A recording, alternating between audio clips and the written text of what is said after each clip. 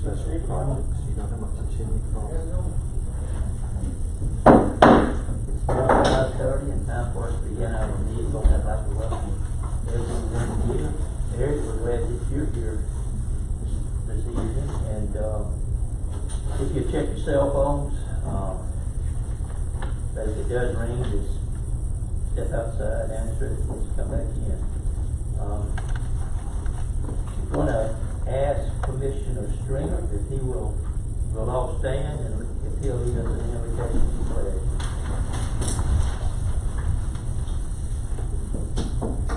Gracious Heavenly Father, thank you for your love and your grace and your mercy you give us every day. Thank you for all the many blessings you've given us. I pray that you will be with us, be with every one of us here in this room today, Lord, and bless us all, bless our community, our state and our city and our county and our nation. Help us, Lord, to deal with the things we're dealing with. I just pray that we can remember you in all the decisions we make and things that we do and say. Thank you so much for your many blessings. I ask all this in your Son, Jesus' most holy and precious name. Amen. Amen. I pledge allegiance To the flag of the United States of America and to the republic for which it stands, one nation, under God, indivisible, with liberty and justice for all.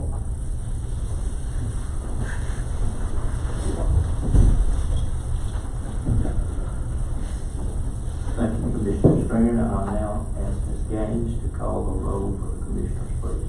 I, Olivia Gaines, President of Corporate Board of Commissioners of Bullock County, hereby call the roll for those on the governing body and its official staff. All those present shall answer by saying aye. Chairman Roy Thompson. Aye. Vice Chairman Anthony Simmons. Aye.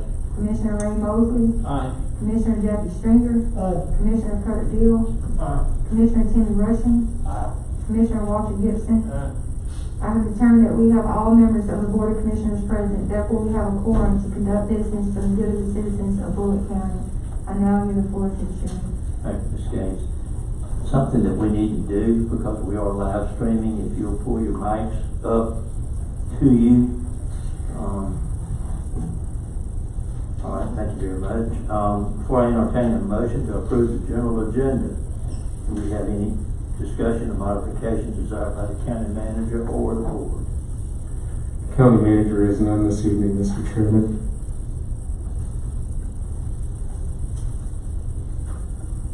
Then I ask for a motion to approve the general agenda. So move, Mr. Chairman.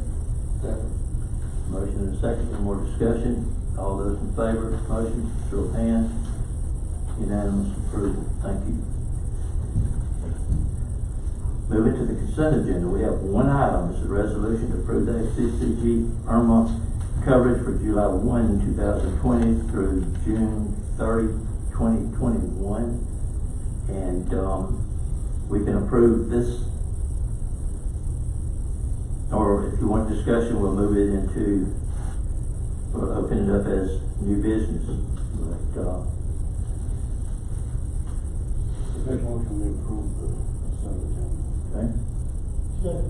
Have a motion, have a second. All those in favor, show of hands. Unanimous approval. Thank you. Public hearing. Need to make a motion to open the public hearing about the general appropriation budget. So moved. All right, we have a motion and a second. All those, any more discussion? All those in favor, show of hands. Unanimous approval. We're going to call on County Manager Tom Couch to make a presentation to all of us here about the upcoming budget. Thank you, Mr. Chairman. First of all, I'd like to take yet another opportunity to give thanks to Andy Welch, who put this behemoth document together of 411 pages that I'm sure in the last couple of weeks you've had an opportunity to read front to back and word for word. But in that regard, to make an advisory statement, although I'll try to summarize it the budget the best I can, think of it as your desk reference. It's more than just a bunch of numbers. It's a guidance document. it's an annual work plan. And I think one of the interesting things that Mr. Welch has done over the past few years is try to inject more either workload data, performance measures. And there is a section that's very deep in the budget, more toward the back. I don't recall the page. But there are a lot of charts and comparisons in how we collect revenue and expend money compared with many of our peer counties, which I think Mr. Welch goes 5 counties back in population and 5 counties ahead of us. But it is a good comparison to see where we rank among our peer counties. Now, you have before you combined general appropriations budget of $79 million. And in the course of the prior public hearing we had and workshops that we've had on the budget, or at least budget development, nothing substantial has changed. The general fund, where the general property taxes originate, consists of approximately $42 million of the $79 million. Overall, our revenue estimates outside of property taxes are probably as fragile as the current pandemic. They could drop during the course of the year. You'll remember in the workshops that we gave you 4 scenarios for non-elastic revenues. We think the property taxes will come in a static manner, although the digest did have some inflationary growth. We've not proposed a general tax rate increase, but we have not proposed a rollback rate, which would initiate the TABOR or Taxpayer Bill of Rights hearings, to which we will probably need to endure those 3 hearings as the digest is presented ultimately by the tax assessor and the tax commissioner. But we will not propose a general rate increase. The tax rate for the fire district, that is the rural fire district, is proposed to be the same at 1.97 mils. Of course, that's not affected by TABOR hearings since it's a special tax district, and that is the same rate you approved, which is the initial rate of the fire tax district, which was initiated this year in lieu of a structure fee. We believe our expenditure estimates are austere, but we've not cut or reduced services. Perhaps with the exception of one instance that I'll explain momentarily, but there are no employee raises or vacation cash outs proposed this year. There have been no additional personnel added to the budget, but we have done a reduction in force for solid waste attendants as we've discussed in a previous workshop. And as I explained in an email in referencing the final budget document on the website, county website, it doesn't close the door forever, but I think under the circumstances we're not in a position to re-employ those attendants, and I think we have to consider what the new world order is going to be in recycling markets before we entertain the idea of manning any future solid waste collection centers. We've also reduced travel and training in the budget by 50%, and we did have some minor commodity reductions, particularly gasoline, but due to pricing as opposed to consumption. We usually check with the Energy Information Administration, which is an arm of the Department of Energy, and they provide very good projections as to what petroleum pricing is going to be, not only for the short term in our fiscal year plan, but for the out years as far and as many variables they can consider in their projection. Now, these austerity measures are offset slightly by the following. You may be or may not be familiar that in the 2019 Georgia General Assembly session, they mandated base salary increases for constitutional officers, not only in our county, but in all counties in Georgia by 5%. We expect to start receiving some cost impact the new public safety radio maintenance costs.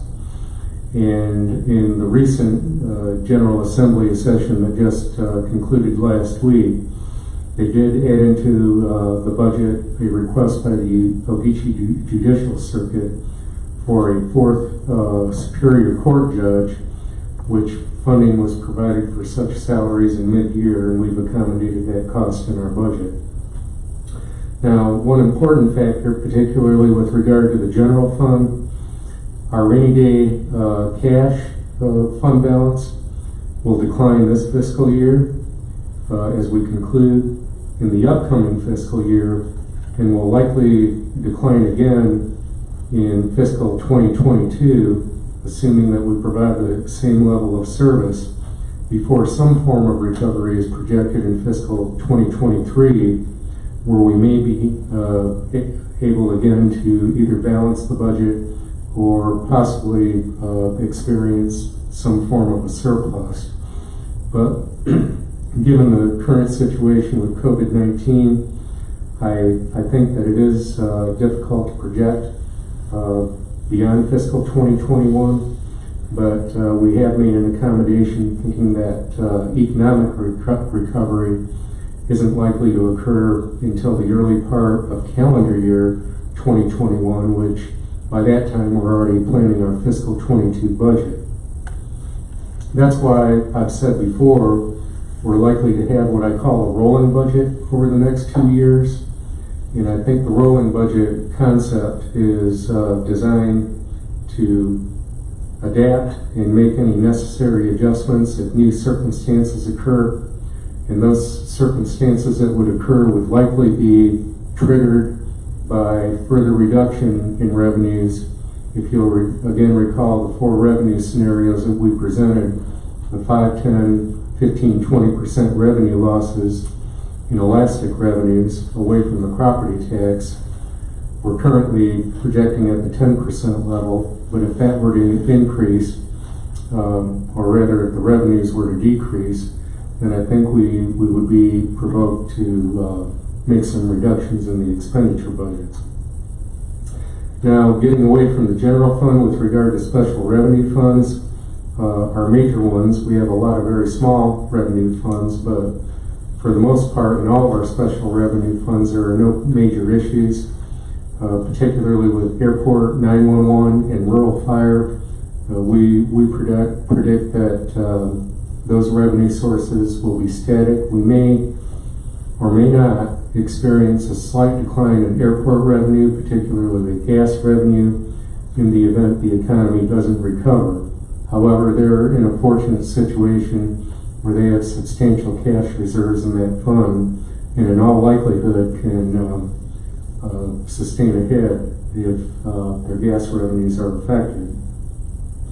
With regard to capital funds, which our 2 primary funds are SPLOST and T-SPLOST, we believe with SPLOST we will meet our basic needs, although recreation will be very constrained. There's a lot of deferred capital maintenance that needs to occur presently in a lot of our parks.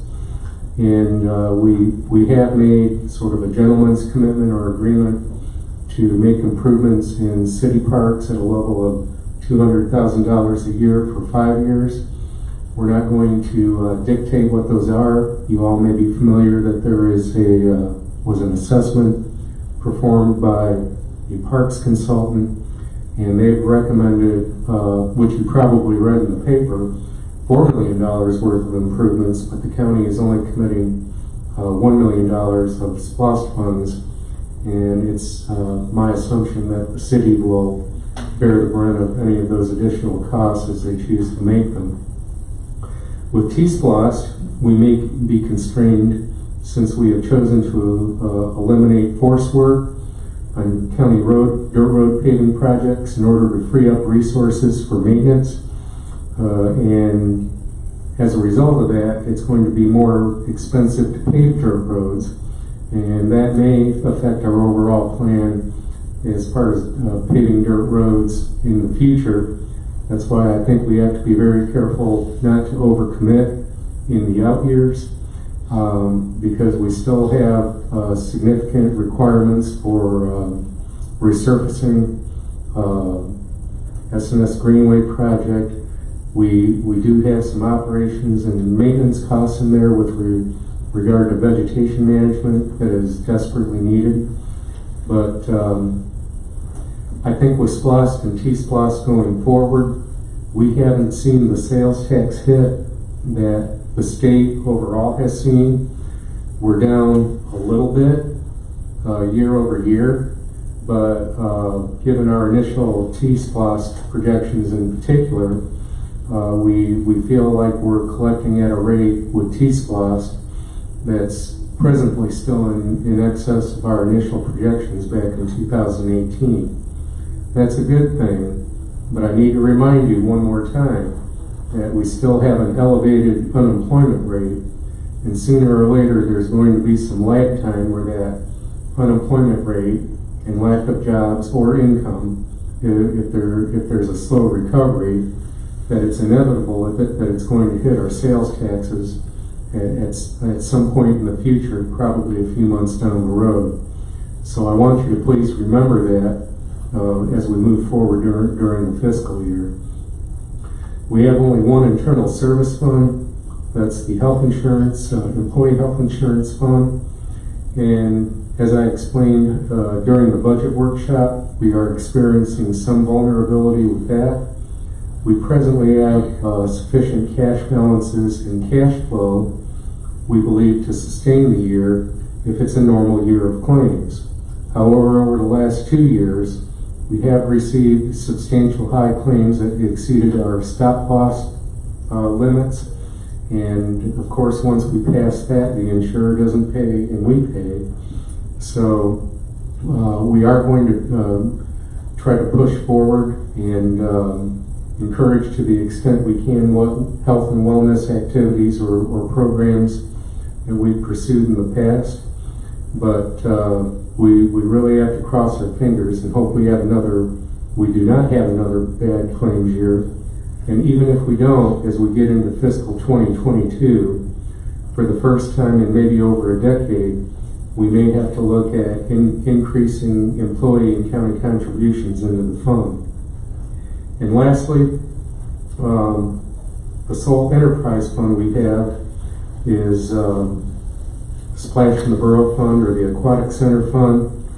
And as you know, we chose not to open Splash in the Borough this year due to COVID-19 concerns, but we still have one substantial obligation, and that's debt service on prior improvements that we made in additions to the park, which is in the approximate value of about $620,000.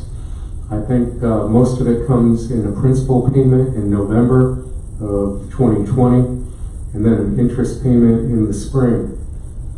What we are currently doing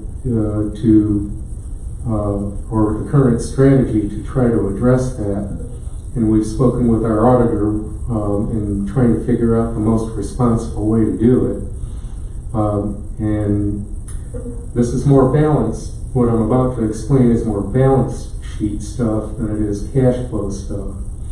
But we think we will be coming back in the first quarter of the fiscal year and recommending that we make an interfund loan from the general fund to the Aquatic Center Fund in order to make those debt payments. And in the meantime, we're also planning to hire an operations consultant and do an operational analysis of the splash park to consider not only how to reopen either pre, current, or post-COVID-19, but to do a complete operational and financial review and determine what we need to do to be more successful when we do reopen. But when I talk about balance sheet versus cash flow, what I mean is that an interfund loan, and this is just the example that we're looking at now, is we would make an interfund loan of $600,000 plus to Splash in the Borough, probably make it a 10-year term, and assign an interest rate which is equivalent to the interest rate or returns that we get with the local government investment pool. And right now it's probably something less than 1%, I would think, isn't it, Andy? So it would be a very low interest loan. You know, we're not trying to hijack the water park or bleed them out or anything. But our hope would be that along with the new operational plan, that they would be able to pay that back over a 10-year period.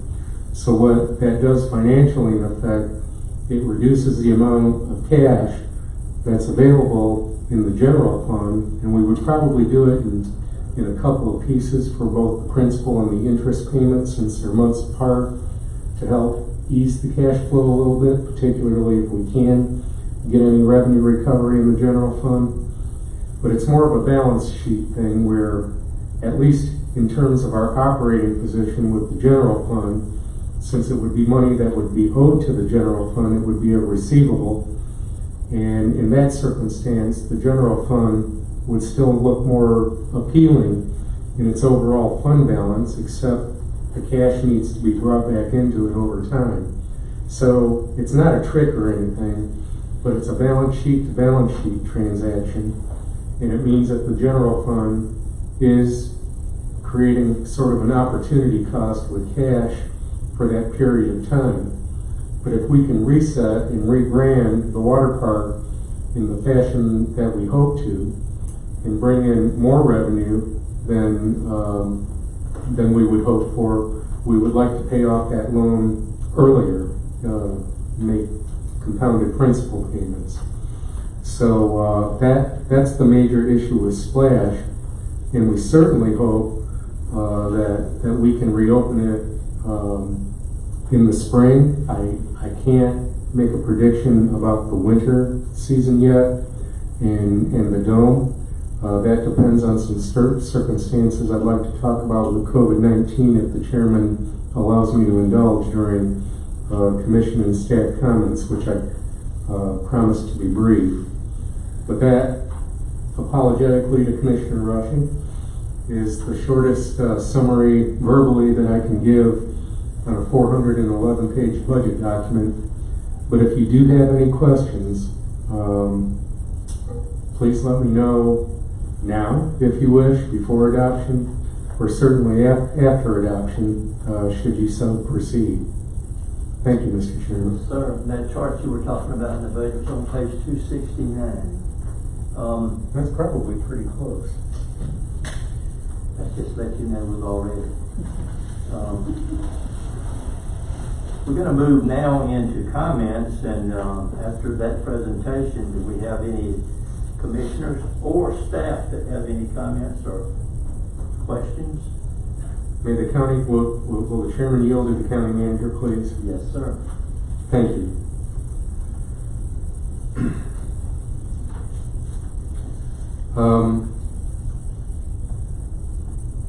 I wanted to speak about this, although I do have some apprehension, but I believe it's information that I'm obligated to provide, and if it invokes any kind of discussion, that's certainly at the discretion of the board. But as of this afternoon, I learned, maybe some of you have learned, that the confirmed case count for COVID-19 in Bullitt County is now 339, if I'm not mistaken. Still, regrettably, at 4 deaths, and I believe currently 30 hospitalizations.